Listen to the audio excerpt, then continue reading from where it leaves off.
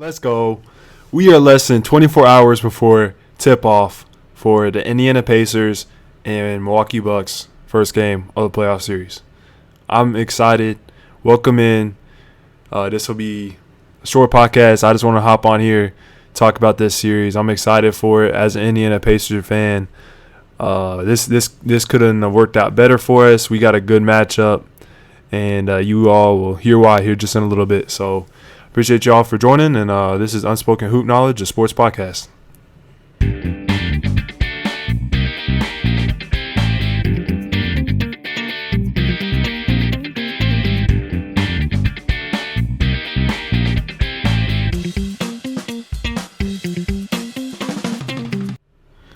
All right, fellas, so let's get into it. So let's just go ahead and start talking about who's the favorite in this series, right? So if you had told me, beginning of the season that these two teams are going to be playing and that the Bucks were not the favorites, I would have called you crazy. And I'm a Pacers fan. I'm be completely honest with you. I would have thought you were crazy. I would not agree with you at all. But as it stands, the Pacers are actually the favorites. They are the favorites.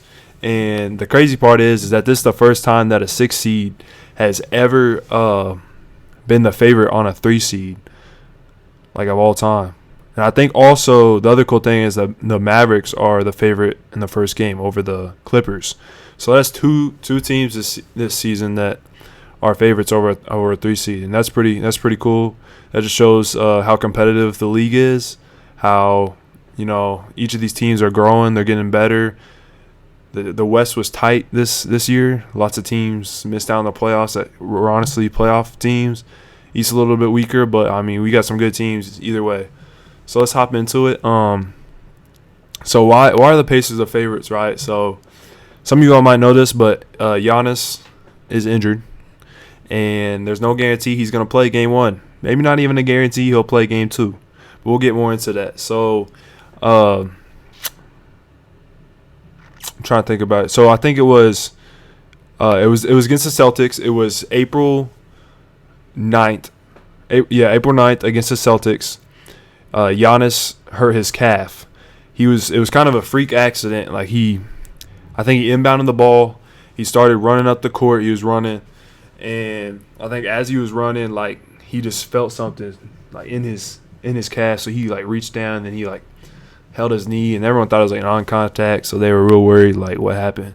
So that's pretty scary. But calf injuries are pretty terrible.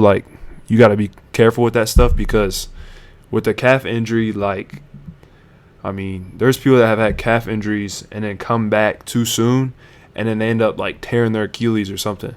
So it's not something to mess around with. Doug McDermott for the Pacers had a calf injury this season actually, and he was out for about 4 weeks. So it's definitely not something that you can easily come back from. So it's not looking good for the Bucks. But Giannis is the Greek freak.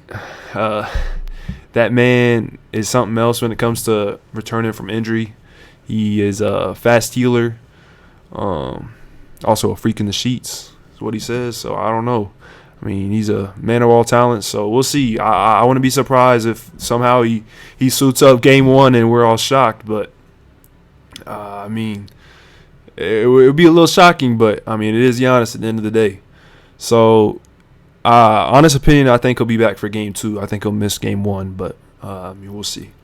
So, the Pacers and Bucks have actually faced off this time, right? Five times this season. And the Pacers are 4-1 in those games. So the Pacers kind of got the Bucks number right now. They're kind of dominating in that aspect, and they beat them in the in-season tournament. Caused some chaos. There's a whole thing with Giannis beating them the game after the in-season tournament, dropping 64 on them, which we'll get to that. And he wanted the game ball. So in a way, this is kind of a rivalry. I'm glad these two teams matched up. It's going to be interesting. It's going to be fun.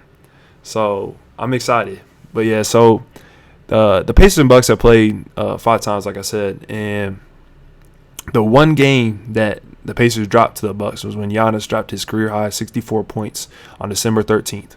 So I mean, that's pretty impressive that the Pacers were able to beat the Bucks at all because they've sucked against Giannis in the past. But the fact that they were able to beat them, get their number, really dominate them this year, and, I mean, you got Tyrese even hitting the Dame time on them. Like, I mean, they definitely got some beef between each other, but I mean, that's what the playoffs are all about, right? See who the better team is when it's time to crunch time. So, I mean, we'll see. But the Pacers, I feel like, have beat them because they're the perfect mismatch for the Bucks because they're a fast-paced team. The Bucks are a bunch of older dudes, like you got Dame, other guys, and they're not a fast-paced team. They're a team that likes to bruise with you. They use their strength to their advantage. They like to slow it down and fight in the trenches to win out games. And so the Pacers are the total opposite. They love to push the pace. They're one of the best offenses in the league. Honestly, one of the best offenses of all time. So, I mean, that's pretty impressive. Pacers had a great season offensively, and this is going to give the Bucks some issues, as it has all season long. So I kind of want to talk about the point differentials when they played this season. So on November 9th, the Pacers won by 2. On December 7th, the Pacers won by 9. December 13th, the Bucks won by 14. That was Giannis' career high. And then on January 1st, the Pacers won by 9. And then on January 3rd, the Pacers won by 12. So as you can see, like the point differentials, I mean, they haven't been super close games. There's only been one close game. That was on November 9th when the Pacers only won by 2. But other than that, I mean, all the games have been kind of 10-plus points. So they're not necessarily like super close. Like the Pacers kind of had, like I said, like they've had their number. They know how to beat them. So it's looking good for the Pacers if they can keep that up, seeing that same level of play that they have been against them. I mean, they look solid. They look solid. So also I want to talk about is, so in this series, right, there's some players that have been there, haven't been there. There's some guys missing from this series that played in the previous games that could be quite beneficial. So I kind of want to start with the Pacers. So Pacers are without my boy Benedict Mathurin, which sucks. I was excited to see him in year 2 in the playoffs, but it's just not gonna happen this year. Sorry, Pacers fans, we're not gonna be able to see our boy this postseason, but he'll bounce back. He'll be there next year. But so Benedict Mathurin versus the Bucks averaged 19 points, 7.1 rebounds, and 1.3 assists this season. So that's a lot. That's a lot of points, a lot of rebounds, a lot of assists. I mean, he's a bucket, and he's played very good defense and rebounded the ball very well against the Bucks. So to not have him, that's tough. Also, we're without Buddy Hield now. As you all know, Buddy Hield has been traded to the Philadelphia 76ers. He is no longer with the team. And he averaged 15 points, 3.9 rebounds, 2.3 assists in games versus the Bucks. So that's another man down, another three-point shooter that really spread the floor against the Bucks and was able to help with our transition scoring. When Buddy Hield would run out to the corner, wing, we could drive it in, or we have him out there for the kick out, right? So those definitely some big losses. But notably, the Bucks are probably without the biggest loss. I mean, I'd say Giannis is much better than both those players. No offense, but if Giannis doesn't play more than 2 games, even if he just misses one, I mean, that could be huge.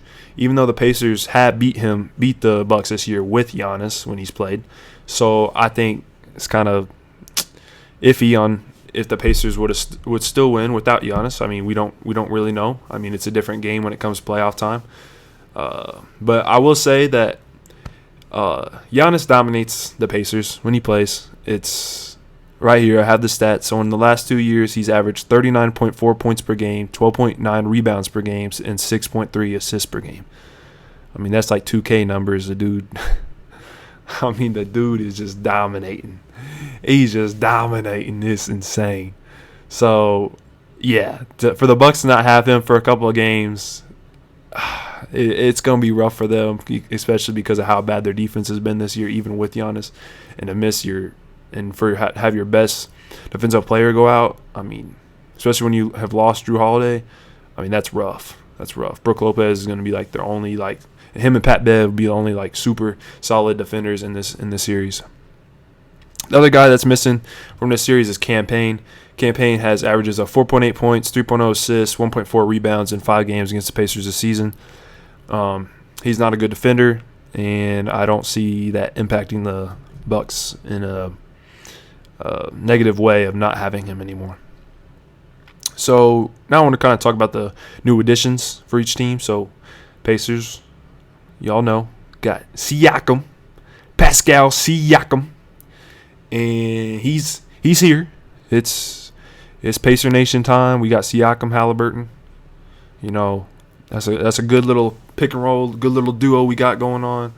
Take the pressure off each of the guys. But so yeah, Siakam, he has career averages of 17.3 points, 6.5 boards, and 3.3 assists against the Bucks. So he's been very solid against the Bucks. He seems that, I mean, that's right around his career averages for most teams, maybe just a tad up. So he definitely plays well against the Bucks. I'm interested in to see what happens if Giannis doesn't play. I'm guessing they might put Brook Lopez on him maybe. I don't know what they'll do because I know they'll know that Miles is going to stretch the floor more, and I know they'll want Brook Lopez in the paint as their rim protector. So we'll see. We'll see how that goes. But then the Bucks, you know, the notable guy they have added is Pat Bev. They desperately needed backcourt defense, so they went out and got Pat Bev for pretty decent price, and he's played well against the Pacers. He's a pretty solid, good defender. That's his calling card in the NBA. So, I mean, should be interesting, you know, having him in this series. I mean, he's played pretty well against Tyrese and the Pacers in his past, especially when he was on the Bulls. So, I'm interested to see what happens. So, anyways, the Bucks defense, let's talk a little bit about that. In years past, like, the Bucks, like, that's their calling card is their defense. Like, hard-nosed team, like, man, they can guard. They can guard anybody, right? Well, that's not the case no more. You know, they got Pat Bev in that trade, but they lost Drew Holiday at the beginning of the season, and they haven't looked like the same team since then. Their guard defenders, no offense to Dame, but he is garbage at defending guards, and so is Malik Beasley. Those guys couldn't even guard a grandma. I ain't gonna be honest. Like part of that is Dame is just getting older, so he's lost his step on defense, but he's never been like a terrific defender anyways. But for them to not have Drew Holiday anymore, it hurts. It definitely messes with their identity of the team that they were, because they floated all around. They have not been a top 10 defense even close this season, so that's just crazy to think about since they've always been, you know, top 5 defense in the league. So, I mean, that's tough. And then the Pacers are going to look to exploit this again in this series because Pacers have some good guards, as y'all know, and Tyrese Halliburton. It hurts not having Ben Mather anymore, but, you know, we still got Tyrese. We got TJ McConnell off the bench, who's a spark plug. I mean, he's an energizer. I mean, he'll get his buckets. It's tough to guard him. And then I kind of want to transition, like, so we kind of talked about the Bucks defense a little bit, and like, as their defense has not been great, now we got to talk about the Pacers defense. To be honest, they're not a great defending team either. Their motto, you know, is like, we're going to outscore, we're going to outrun you. We're not worried about, you know, getting stops. We'll only get timely stops. We're not really worried about, you know, getting stops every time. We're not one of those teams like, you know, the Knicks or like the Celtics or the Oklahoma City Thunder or like the Magic that, you know, really have a good defense that are going to hold it down and try to make sure that you don't score a lot of points that way. All those teams can score, but you know they can win in multiple ways because they don't have to score like 130 points every night to win games. But Pacers, on the other hand, most of their games this season they've scored 120 plus, and that's just part of the way they've built this team up from the ground. So definitely should be interesting to see how they play in the playoffs, because the playoffs tends to be more of a defensive-minded front. But you know, I'm looking forward to it. I think it should be a good series. And I mean, the Pacers, since the Siakam trade, have actually improved quite a bit. They used to be about bottom 4 in defense at the start of the season, and now they've been kind of floating like lower 20s to the teens, middle teens, you know. So they have been a lot better since acquiring Pascal Siakam, and I think, you know, part of that is probably because you get a forward of actual size that can really defend and understands the game. Now, Pascal Siakam, his off-ball defense hasn't been great as of late, and it's something he can definitely improve on, but he's still a veteran. He understands the game, knows defensive schemes, knows how to guard players, a lot better than anybody the Pacers had previously. So, yeah, I kind of also wanted to talk about the X factors, who the X factors I think are in this series. And it is a little tricky to kind of narrow it down to a few X factors for each team.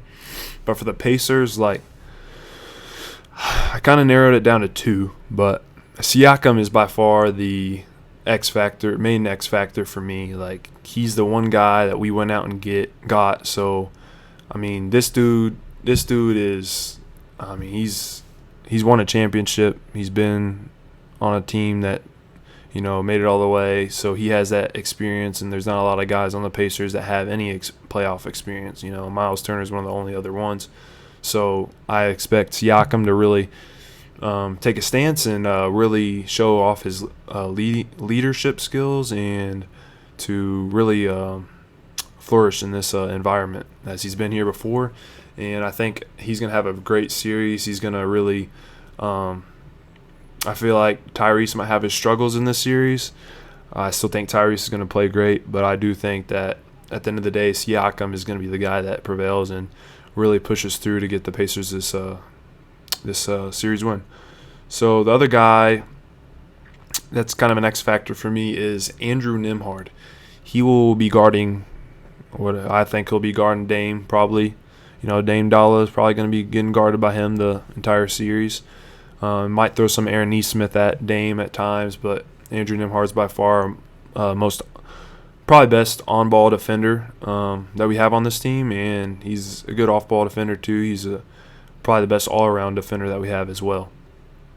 And I think that this is going to be Andrew Nembhard's coming out party. I think he's going to be incredible. I think he's going to show why he's one of the best defenders in this league. And I think he's got a little bit of Drew Holiday in him. He's gonna prove that this series, and I think he will be one of the other X factors. And then in terms of the Bucks, you got Dame, you got Giannis. Obviously, Giannis is a huge X factor if he plays, but the guy that I just see as being the biggest X factor over anybody, even if Giannis is to play, is Chris Middleton.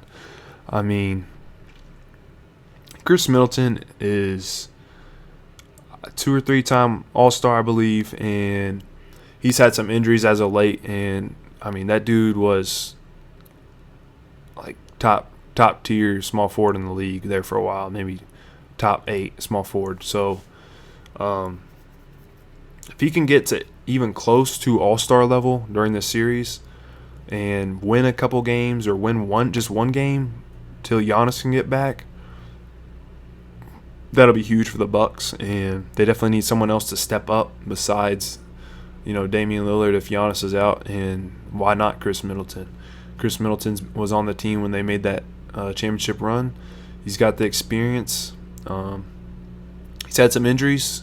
He's not as good as he was before, but I still think he's got it in him to be great, and I think he's the X factor for the Bucks. I really do. I think if he plays great, I fear for the Pacers' chances, because if he plays great and Dame's playing well and then Giannis comes back, you got a 3-headed monster right there. But you know, Chris hasn't been great this season. He's had a decent season, but it's not like nowhere near All-Star level. But if he can channel that inner All-Star mentality, I mean, there's no telling what he could average in this series, especially if Giannis is out some games.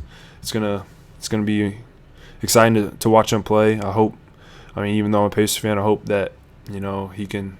It's like Klay Thompson. I hope guys that have those injuries like that, I mean, they can bounce back. It's always tough to see guys at all-star level players, superstar level players that have these injuries and really struggle to get back to where they were. So, I mean, I hope Giannis plays. I hope Middleton plays. I think the Pacers can still beat them, even if everyone's playing. I really do, especially since we're 4-1 against them this season. I think it will be a little bit different, though, since the Bucks have that championship kind of aspect about them and playoff experience, and Pacers really don't, besides Siakam. So it should be interesting. My honest pick, I'd say, is it's tough, but I'd say if, let's say, Giannis doesn't come back till about Game 3, I got Pacers in 6. Maybe if Giannis doesn't come back till Game 4, I could see him in 5. Pacers in 5. But if Giannis comes back like Game 2, somehow he plays Game 1 and looks good, I got Bucks probably then in 7, because I really don't see the Pacers pushing this to 7 games and then getting back in Milwaukee for Game 7 and pulling away with a win, because the arena is going to be rocking, and to go against a veteran team like that in a competitive environment that's going to be quite loud, going to have all the momentum on the Bucks side with all the fans there. It's definitely going to be tough. I don't see that scenario where Pacers win in 7. It rarely happens that the away team wins in a Game 7 scenario. So I think the Pacers got to win in 6 games or less if they're going to win this series. I really do. But I'm looking forward to it. It should be a very fun series to watch. Very fun series to keep track of. The big thing to also look at is the Knicks and 76ers series, to see kind of who the Pacers would be playing if they move on, or who the Bucks would be playing if they move on. I know the Knicks just won their game tonight, so and it looked like Joel Embiid hurt his knee again, so that might be trouble for the Sixers, and the Knicks are looking like they might win that series, but we'll see. It's still early. I could definitely see the 76ers coming back, but if the Knicks end up, being that team that pulls through, just next level mentality for the Pacers or Bucks, whichever team makes it through. I could see either team, beating the Knicks. The Knicks are an incredible team though, so we'll see. But I'm looking forward to it. Let me know y'all's thoughts on who you think will win this series and who you got for your X factors in this series. I'll definitely stay in touch and break down the aftermath of this series once it's over, and I'll continue to post on social media with updates of each game and my thoughts. So stay tuned. All right, peace.